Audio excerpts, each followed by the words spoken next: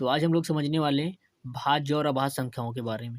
अगर इसके पहले भी आपने भाज्य और अभाज्य संख्याओं के बारे में पढ़ा है और फिर भी समझ में नहीं आया है, तो आज इस वीडियो को देखने के बाद आपके दिमाग में कोई भी कन्फ्यूजन नहीं बचने वाला है। तो चलिए समझते हैं कि क्या होती है भाज्य और अभाज्य संख्याएँ। देखो भाज्य संख्या क्या होती है कि वे संख्याएँ जो एक व स्वयं को छोड़कर अन्य किसी संख्या से पूर्णतः विभाजित होती हैं, वो भाज्य संख्याएँ कहलाती हैं। यानी कि एक और स्वयं से विभाजित हो और किसी अन्य संख्या से भी विभाजित हो, तो वो भाज्य संख्याएँ कहलाती हैं।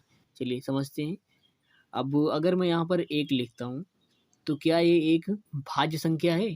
तो यहाँ पर परिभाषा क्या है इसकी कि वे संख्याएँ जो एक व स्वयं को छोड़कर अन्य संख्या से पूर्णतः विभाजित हो। तो 1 देखो यहाँ पर केवल स्वयं से विभाजित हो रहा है, ये अन्य किसी संख्या से विभाजित नहीं हो रहा है, इसलिए 1 क्या है? एक भाज्य संख्या नहीं है। फिर अगर हम 2 लिख लेते हैं, तो क्या 2 भाज्य संख्या है? चलिए इसको भी चेक कर लेते हैं। देखो 2 जो है 1 से विभाजित हो रहा है और स्वयं से विभाजित हो रहा है, लेकिन ये अन्य किसी संख्या से विभाजित नहीं हो रहा है, इसलिए 2 भी क्या है? भाज्य संख्या नहीं है। चलिए 3 लिख लेते हैं। अब यहाँ पर 3 भी देखो 1 और स्वयं से ही केवल विभाजित हो रहा है, तो इसलिए 3 भी क्या है? भाज्य संख्या नहीं है। अब 4 लिखते हैं हम लोग। तो 4 देखो 1 से विभाजित हो रहा है और स्वयं से भी विभाजित हो रहा है।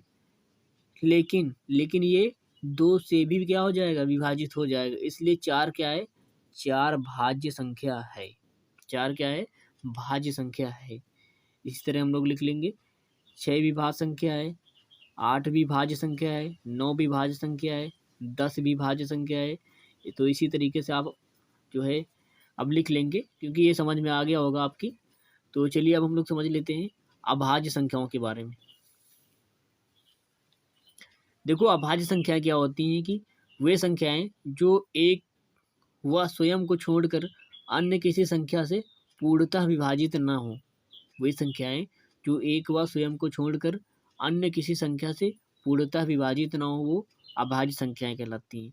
तो यहाँ पर अगर हम बात करें कि क्या एक अभाज्य संख्या है, देखो एक जो है अभाज्य संख्या नहीं है, क्योंकि ये केवल स्वयं से विभाजित हो रही है, इसलिए क्या है? ये अभाज्य संख्या नहीं है। लेकिन अगर बात करें 2 की, तो 2 जो है 1 से विभाजित हो रही है और स्वयं से विभाजित हो रही है और अन्य किसी संख्या से विभाजित नहीं हो रही है, इसलिए 2 क्या है? 2 अभाज्य संख्या है। अगर 3 की बात करें, तो 3 1 से भी विभाजित हो जाएगी और स्वयं से भी विभाजित हो जाएगी, इसलिए ये 3 क्या है? 3 भी अभाज्य संख्या है। इसी तरह 5 भी अभाज्य संख्या होगी, 7 भी अभाज्य संख्या होगी, 11 भी अभाज्य संख्या होगी। तो इसी तरीके से अब आप लिख लेंगे। तो अभाज्य और भाज्य संख्या आपकी समझ में आ गया होगा। अगर समझ में आया तो वीडियो को लाइक कर देना और चैनल पर नए हो तो चैनल को सब्सक्राइब कर देना।